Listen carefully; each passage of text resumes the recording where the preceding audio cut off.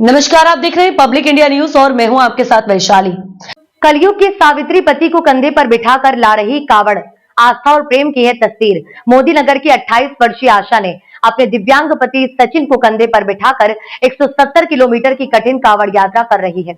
इस भावुक दृश्य ने हर किसी को श्रद्धा और प्रेरणा से भर दिया। सावन महीने में चल रही पवित्र कावड़ यात्रा में जहां लाखों शिव भक्त हरिद्वार से गंगा जल लेकर अपने गंतव्य की ओर पैदल बढ़ रहे हैं, वहीं मुजफ्फरनगर में एक ऐसी कहानी सामने आई है जो आस्था, प्रेम और समर्पण की मिसाल बन गई है।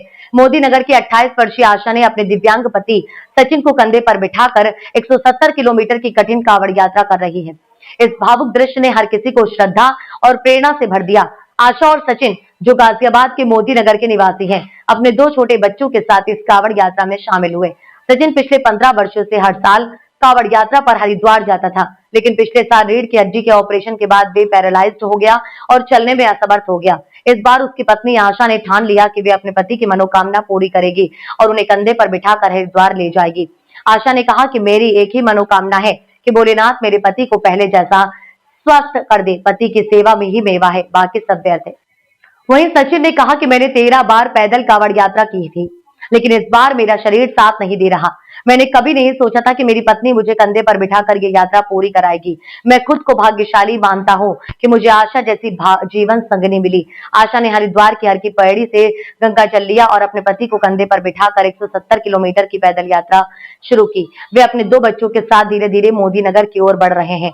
रास्ते में पड़ने वाले शिव मंदिरों में जलाभिषेक करते हुए ये परिवार भोलेनाथ से सचिन के स्वास्थ्य की प्रार्थना कर रहा है। शुक्रवार को देर शाम जब आशा अपने पति को कंधे पर लेकर मुजफ्फरनगर के शिव चौक पहुंची तो वहां मौजूद लोग भावुक हो उठे। लोगों ने तालियां बजाकर और जयकारे लगाकर इस दंपति का हौसला बढ़ाया।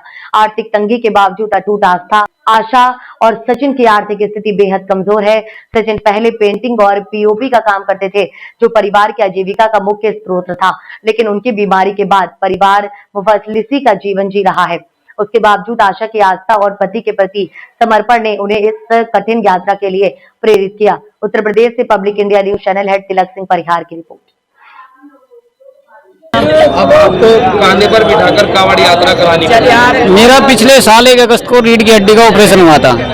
जब से मैं दोनों पैरों से पैरालाइज हो गया, मैंने इससे कहा भी नहीं कि मुझे तू हरिद्वार कांवड़ लेके आ या मुझे नहवा के ला। ये अपने आप ही कह लगी कि चलो तुम्हें नहवा के लाती हूँ। और यहाँ नहवाने के बाद मैं कह लगी अब बाबा खुशहालनाथ के मंदिर तुम्हें अपने कंधों पे लेके जाऊंगा। कितने दिन हो गए आपको ये यात्रा करते हुए? मुझे 16 साल हो गए। पहले कैसे यात्रा किया करते थे? मैं पैदल चलता था, ट्रेन से आता था और पैदल जाता था। कितनी कावड़ आप चढ़ा चुके हैं? मैं हर की पौड़ी से बाबा खुशहालनाथ के मंदिर में 13 कांवड़ चढ़ा चुका हूँ। जिस तरह से घटनाएं हो रही थी, महिलाएं अपने पति को मार रही थी, उसके बाद आपकी जो पत्नी है आपकी कावड़ यात्रा अपने कंधे पे बिठाकर पूरा कर रही है, उसको लेकर क्या कहेंगे? देखो, मैं इस बारे में तो कुछ नहीं कहूँगा, क्योंकि आजकल का माहौल बहुत बिगड़ चुका है। ये बिगाड़ने वाले भी हम ही तुम हैं। अच्छा, आपकी 13 कावड़ पूरी होने के बाद जब आपकी तबीयत खराब हुई, आपकी पत्नी ने आपको सहारा दिया। जी जी।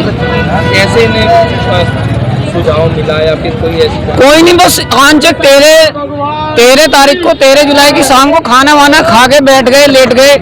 बस ऐसे ही हंस रहे बोल रहे थे, मैं, मेरे बच्चे, मेरी घरवाली। बस ये आंचक ही कह लगी चलो हम भी हरिद्वार चल रहे हैं। मतलब मुझे भी हालत तो देख, मेरे पे खड़ा नहीं हुआ जाता, कुछ नहीं। चलो ना, नवा के ले आऊंगी। मगर ट्रेन में बहुत भीड़ है इस टाइम। बिगर मेले के कहती तो एक बार को सोचते भी है किसी की गाड़ी करके ले चलते। नहीं, चलना है अभी।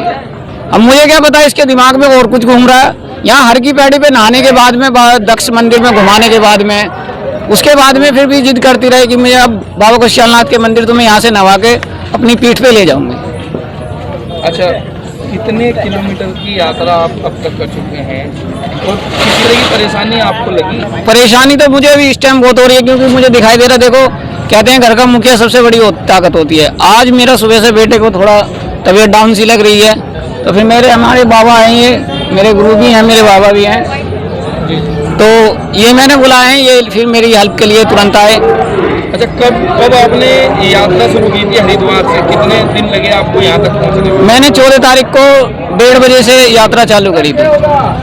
आशा गंगा जल लेके कहाँ से आ रहे हो, कहाँ जाओगे आप? मैं गंगा जल लेके हर की पैड़ी से आ रही हूँ और अपने गांव के लिए मोदी नगर बखरवा के लिए। कहाँ पे आपका गाँव? मोदी नगर बखरवा। कहाँ कहेंगे आप अपने जो पति को कंधे पर बिठा के लाए हो, क्या ऐसी खास मन्नत है? बताइए इसके बारे में। मेरी मन्नत ये है भोलेनाथ से, जैसे मेरे पति पहले पैरों पे खड़े थे ऐसे मेरे पति अब भी पैरों पे ऐसे ही खड़े हो जाएं। क्या हो रहा है आपके पति को? मेरे पति का जब से स्पाइन का ऑपरेशन हुआ, जब से पैर नहीं चल रहे। अच्छा, तो पहले भी दिक्कत थी ना? पहले कावड़ लेके आए आपके पति? पहले तो 13 कांवर ले आए ये, लेकिन अब 14वीं कांवर इनकी ऐसी है जो ये मेरे कांधों पर बैठ के जा रहे हैं। 2 बच्चे भी आपको? जी। क्या कहेंगे जिस तरह से महिलाओं की इस तरह घटना आ रही थी कि कोई अपने पति को मार रही थी, उसको लेकर क्या कहेंगे? जी मैं औरों के बारे में तो कुछ कह नहीं सकती, मुझे तो अपना पता है कि पति की सेवा कर लो, इसी में मेवा, ना तो कुछ भी नहीं है। हर रोज कितना किलोमीटर? मैं किलोमीटर मुझे तो पता नहीं। हाँ, जितना चल लेती हूँ रुक रुक के रास्ते में मैं चल लेती हूँ, पर चलती रहती हूँ मैं, ये नहीं है कि मैं कई घंटे सोगी या बैगी, नहीं, मैं चलती रहती हूँ। अपने पति को लेके चल रहे हो तो बहुत लोग कहते होंगे कावड़ लेके आ रहे हो।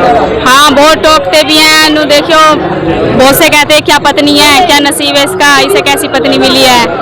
बहुत कहते हैं कोई ताली बजा रहा है, कोई हाथ जोड़ के चल रहा है हमारे, सब ऐसे कह रहे हैं। 2 बच्चे भी अपने साथ ले रहे हैं? जी, 2 बेटे मेरे साथ। साथ। तो ये क्या है कि पूरा परिवार? जी, मेरा पूरा परिवार साथ है। ठीक है। क्या आपका जो परिवार है, बच्चे भी पैदल ही चल रहे हैं आपके साथ? जी, पैदल ही चल रहे हैं मेरे बच्चे।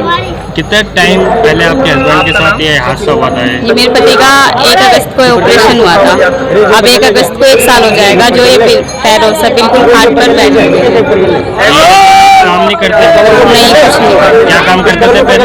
पहले इनका पीओपी पेंटर का काम था, पीओपी पेंटर करे थे, पॉलिश वगैरह ये सब करे थे। परिवार की क्या स्थिति है? परिवार की तो स्थिति ये है, जैसे मेरे 2 बच्चे हैं, एक दूसरा तो कोई देखता नहीं है, सब हंसी उड़ाते हैं, लेकिन रोज रोज किसी के यहाँ जाएंगे तो यही कहता है कि ये इसका रोज रोज का काम हो गया। फिर हम जैसे भी अपने घर ही रहते हैं, अपने कई दिन तक तो बनती नहीं है सब्जी, लेकिन हम चटनी से भी बना के हमारे बच्चे भी हमारी स्थिति देख के हमारे बच्चे भी खुद ऐसी खा लेते हैं। कुछ मदद, इलाज वगैरह कहाँ हुआ इनका? जो इतना इलाज हुआ, जिनका इलाज आयुष्मान कार्ड बन रहा था तो उससे हो गया था, अगर वो भी ना होता शायद ये मेरे पास भी ना होते। कुछ चाहते हैं सरकार से कोई मदद वगैरह? जी, मैं चाहती हूँ मेरे पति को कुछ काम मिलना दे, मुझे कुछ सुविधाएं दें, मैं ये चाहती हूँ सरकार से।